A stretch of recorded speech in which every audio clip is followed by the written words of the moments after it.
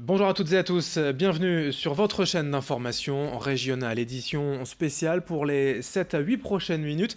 Un invité sur le plateau, le professeur Pierre Delion, bonjour. Bonjour. Professeur émérite à la faculté de médecine de Lille, pédopsychiatre, psychanalyste. Vous venez de publier aux éditions RS ce livre, cette expérience de prévention citoyenne à Lille, violence et enfance. D'abord, première question, que contient ce livre? Quelle est l'ambition de ce projet? L'ambition de ce projet, c'est de pouvoir raconter une histoire qui a été très intéressante, qui est une aventure qui a été menée sur l'île depuis les années 2006-2007 à la demande de Martine Aubry pour répondre à la question de la prévention de la violence chez les enfants, qui est un phénomène qui se développe de façon très importante ces dernières années, non seulement à Lille, mais partout dans le monde. Et je crois que c'est très important que les citoyens aient une idée des pistes qu'on peut suivre pour essayer de répondre à cette question sociétale fondamentale. Un sujet qu'on évoque souvent ici même, Ouais. et malheureusement, c'est la violence envers Ouais. les enfants. Ouais. Là, c'est vraiment différent. C'est la Ça, violence ça n'est pas entre les enfants. ça n'est pas différent. Je crois que l'idée de Martine Aubry au départ, c'était effectivement de pouvoir contribuer auprès du Conseil général à toute cette question de comment lutter contre la violence faite aux enfants. Mais on se rend bien compte que maintenant, dans notre société contemporaine, ça a déteint sur les enfants eux-mêmes et qu'un certain nombre de phénomènes de violence entre enfants se produisent. Et c'était pour essayer de trouver des réponses par rapport à cette question nouvelle que nous avons travaillé à beaucoup autour de ce projet commun. Alors concrètement, comment s'est passée cette expérience dans les écoles, dans les centres de loisirs directement? Voilà. Vous avez Voilà. constaté, vous avez mis votre œil un peu partout? D'abord, les praticiens de terrain, quelle que soit leur profession, mais tous ceux qui sont chargés d'accueillir les enfants, vous le dites à l'école, dans les lieux d'accueil de l'enfance, étaient déjà très très perturbés par l'apparition de la violence importante chez les enfants, et ils essaient de trouver des solutions pour pouvoir justement y répondre. L'idée, c'était de pouvoir développer dans les quartiers qui étaient intéressés par ces questions, l'île Fives, l'île Sud et d'autres, maintenant l'île Moulin, de développer auprès des professionnels de première ligne une sorte de solidarité entre eux pour que non seulement ils puissent témoigner de ces actes de violence que les enfants ont entre eux, mais qu'ils essaient surtout de trouver des réponses et pouvoir se les exporter les uns les autres. Avant même de parler de solutions potentielles ou de réponses, Voilà. les causes, vous Oui. avez pu les identifier? Les causes sont extrêmement complexes à définir et bien entendu on pourrait les identifier, mais ça demanderait tellement de temps que ça mangerait l'ensemble de notre entretien. Je crois que c'est principalement des causes, on pourrait dire sociétales générales, c'est-à-dire la pression qui est faite sur les enfants, le fait que les enfants se retrouvent dans des conditions qui ne sont pas toujours satisfaisantes sur le plan socio-économique. Enfin, toutes ces raisons-là jouent sur le développement de l'enfant et donc sur les symptômes qu'il peut produire du côté de la violence. Et Vous le dites, oui, vous le dites vous-même, c'est une expérience qui a été menée depuis plusieurs années, quasiment Oui. 10 ans, depuis 2006.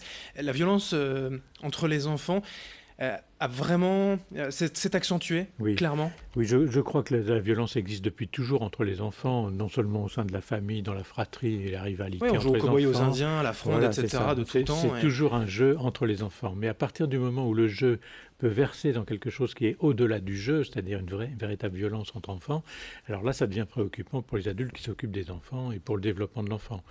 Donc l'idée, c'était de mettre l'accent sur un phénomène que l'éducation nationale, par exemple, a reconnu ces dernières années, qui était le harcèlement scolaire, et de faire que ça soit un phénomène pris en compte vraiment par l'éducation nationale, mais aussi par tout ce qui tourne autour de l'école, tous les lieux d'accueil de l'enfance, et qu'on puisse aussi mettre dans le coup les familles elles-mêmes pour qu'elles se rendent compte que ce phénomène est important. Et alors donc on a développé des idées avec le comité d'experts qui se réunissait régulièrement à la mairie pour essayer d'insuffler une sorte de vivance entre les partenaires de première ligne pour qu'ils puissent transmettre leurs expériences. Alors certains enseignants par exemple avaient utilisé les ateliers philo dans les classes maternelles. Certains autres professionnels de l'enfance avaient utilisé le jeu des trois figures de Serge Tisseron qui permet de reprendre un événement de la télévision et de le faire jouer par les enfants eux-mêmes pour qu'ils passent de la position d'agresseur à celui d'agressé puis à celui de justicier sans qu'ils soient enquistés dans une seule position. Et ces différentes expériences, la médiation entre pairs, enfin il y a beaucoup d'expériences qui sont rapportées dans ce livre, ont montré que quand les professionnels trouvaient eux-mêmes des solutions et qu'ils essayaient de les mettre en action avec leurs propres enfants dont ils sont responsables, alors ça avait des effets très intéressants. Les ateliers philo, par exemple, dans les classes maternelles et primaires, sont des possibilités que les enseignants ont de faire se réunir les enfants pour discuter des phénomènes de violence entre eux, sous l'égide de l'enseignant. Et là, on voit bien que, par exemple, les enfants, au début de l'année, quand on commence les ateliers philo, ont tendance à vouloir se ficher sur la figure de façon comme ça, un peu sauvage.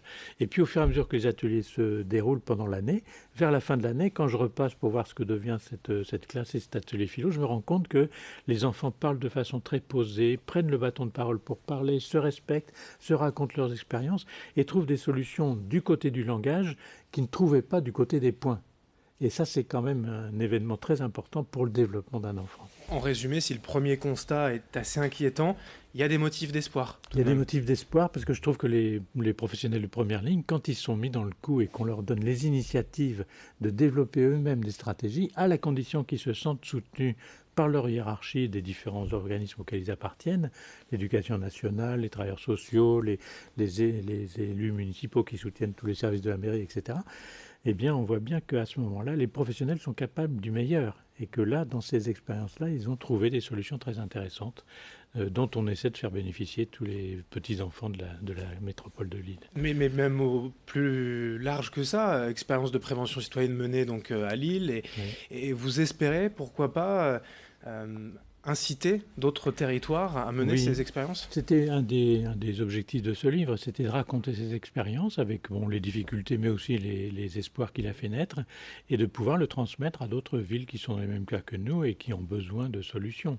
Donc il ne s'agit pas de dire que c'est la solution qu'on veut exporter, mais il s'agit de dire qu'on contribue avec notre petite pierre à pouvoir construire quelque chose qui serait une sorte de réponse collective et sociétale à un phénomène qui prend beaucoup d'ampleur et qui, si on ne le prend pas en considération très tôt dans le développement d'un enfant, a des conséquences sur le développement de l'enfant qui peuvent être tout à fait terribles à long terme, et notamment expliquer cette violence qu'il y a également entre adultes et qui est elle-même très préoccupante. Violence et enfance, une expérience de prévention citoyenne à Lille par le professeur Pierre Delion. Vous êtes professeur émérite à la faculté de médecine de Lille, pédopsychiatre et psychanalyste. Merci d'avoir été avec nous. Merci à vous. Nous présenter cette expérience. Merci à vous de nous avoir suivis. Dans un instant, l'information continue.